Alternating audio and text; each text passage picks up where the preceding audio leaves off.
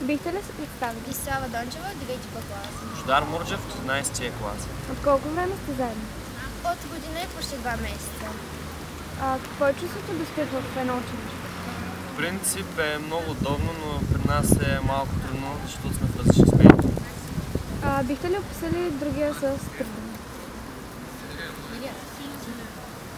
Най-добре ми приятел, изключително добър човек и Станаха много мил. повече от Няма значение. на красива, различна. Има ли някакъв дребен навик, който бихте премахнали? Не.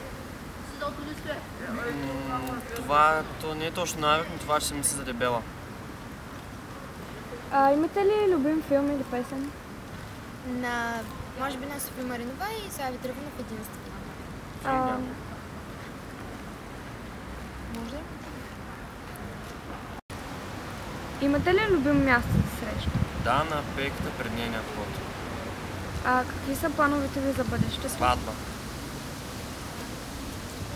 След 10 години може би